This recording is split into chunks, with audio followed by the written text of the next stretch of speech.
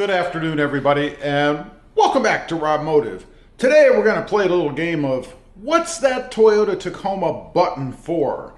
You know, I need to refresh myself a little bit as well. There are a lot of buttons and things on the Tacoma, so we're going to run through some of the more uncommon ones just to refresh what the heck they're actually for. Now, first of all, we're going to start with the remote. Now, you may think this is pretty simple, right? Lock, unlock, panic, little button on the side to release the valet key. But there's one more function if you have it, and that is to press the lock button 3 times, and on the 4th, hold it down. So, let's see what happens.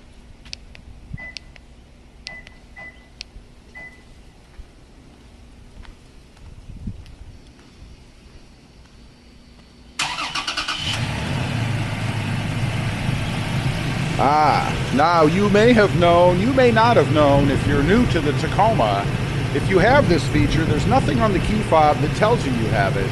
And make sure on that 4th hold down that you hold it for a few seconds. It takes a little bit of time.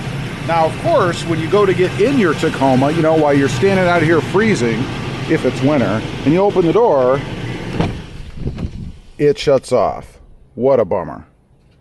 Now, this next one is something that I see a lot of questions about on the web all the time.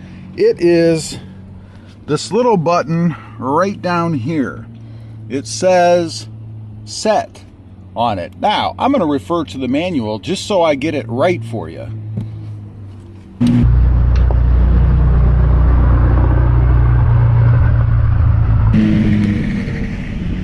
Maybe I should trade for one of those. Okay, real quick, I'm going to tell you what the manual says about this. First of all, get the tires set to the pressure that you want them at. That's important before you do any of this. Next, it says turn the engine to the on position. Press and hold the tire pressure warning reset switch until the tire pressure warning light blinks slowly 3 times. So that button that I showed you, you've got to press and hold that until the tire pressure warning system light, a lot of words, blinks 3 times. It says that dashes will be displayed for inflation pressure of each tire on the multi-information display while the tire pressure warning system determines the position of each tire. When the position of each tire is determined, the inflation pressure of each tire will be displayed on the multi-information system. Drive the vehicle at approximately 25 miles per hour or more for approximately 10 minutes. When initialization is complete, the inflation pressure of each tire will be displayed on the multi-information display. Initialization will take longer than approximately 10 minutes if the vehicle is stopped for a long time, such as at traffic signals. Now, you might be wondering, well, what the heck does that really mean? What it means is if you change the pressure that you're running your tires at, for instance, if you put new tires on that have a different pressure, you need to tell the system that. So it needs to be reinitialized. Or if you rotate the tires, got to do the same thing. That does not mean that if you get new tires, it will sync up the TPMS sensors with the car, or the truck in this case. That's a completely different process. So it's merely to readjust the pressure that the system is looking at so that it won't tell you you have a low tire or give you any kind of warning when indeed there's nothing wrong because you've changed the tire pressures. It's that simple. Next up, we're going to look at the steering wheel, and I bring this one up because I did not know myself when I first got a Tacoma that had this nanny stuff on it, right? I kept having the indications come up and the lane departure warnings and pre-collision system and all that stuff activate, which I don't like and I don't use.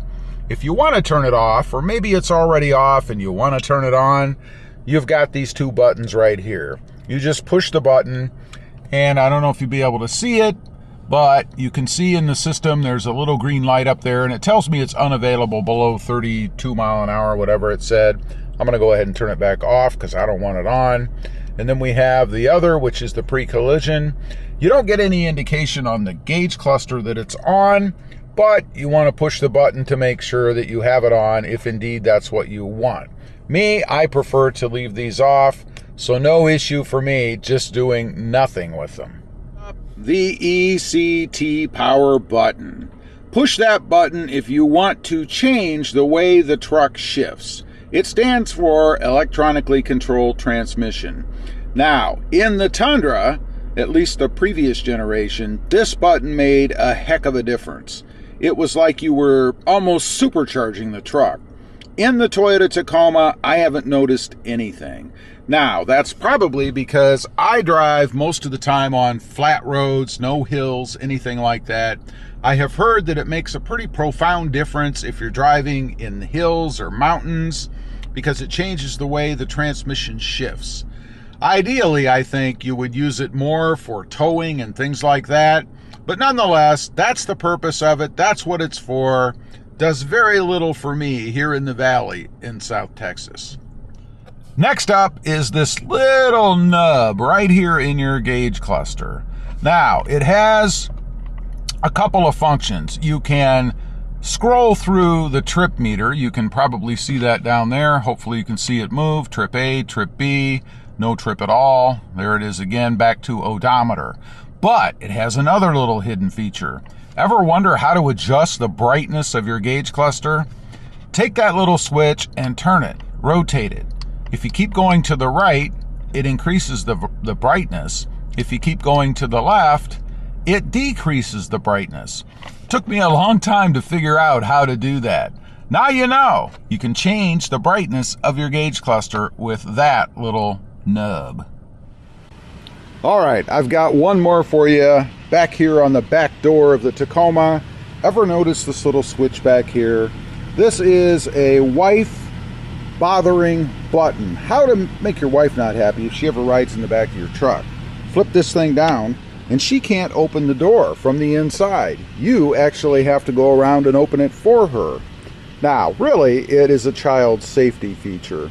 You don't want your kids popping the door open while you're driving down the road, or maybe even getting out of the car before you want them to, so you put it in the down position. You cannot open the door from the inside. To get rid of it, go ahead and push it up. So if you've ever had that trouble, or maybe your kids jump out of the car before you want them to, you are in control right here.